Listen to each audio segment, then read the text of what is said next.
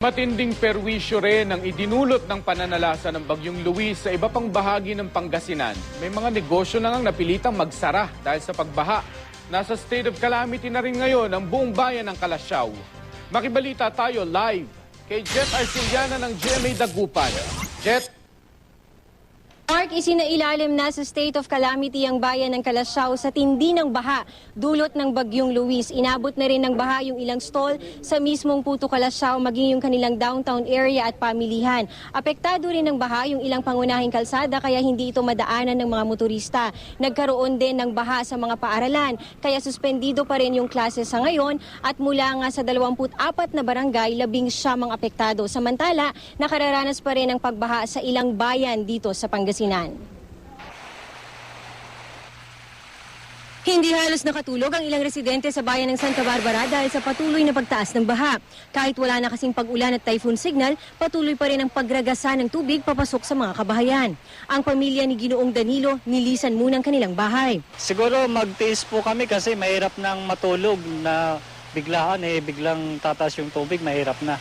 Wala ring magawa si Ginoong Florentino kundi itaas na lang ang mga gamit para hindi mabasa ng tubig na umaagos papasok ng kanyang bahay.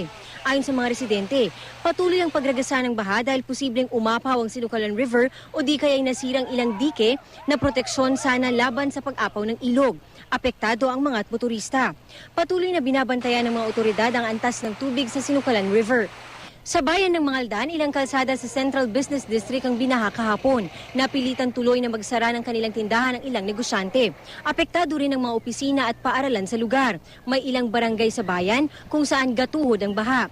Kung perwisyo ito sa ilan, na-enjoy naman ito ng mga bata. Di nila alintana ang sakit na maaaring makuha sa pagtampisaw sa maruming tubig. Ayon sa Municipal Disaster Risk Reduction and Management Council, umabot sa 23 pamilyang inilikas mula sa iba't ibang barangay sa Mangaldan.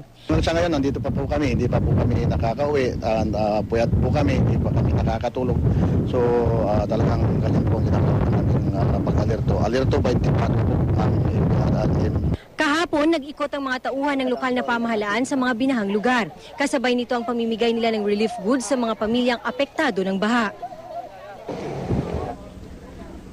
Mark, maalinsangan na ang lagay ng panahon dito sa Pangasinan. Wala na ring naitalang pag-ulan. Ganun pa man ay hindi pa humuhupa yung baha. Dito nga sa Barangay Talibao, doon sa sentro mismo ng barangay, lampas tao pa rin daw yung level ng baha. Kaya yung mga residente ay ginagamit pa rin itong mga balsa at yung mga padjak bilang transportasyon nila. At anila, paninang madaling araw nang tumaas ang tubig at ngayon abot 5 talampakan na ito. Yan muna ang latest dito sa Pangasinan. Jet Arceliana, Nagbabalita, Pilipinas.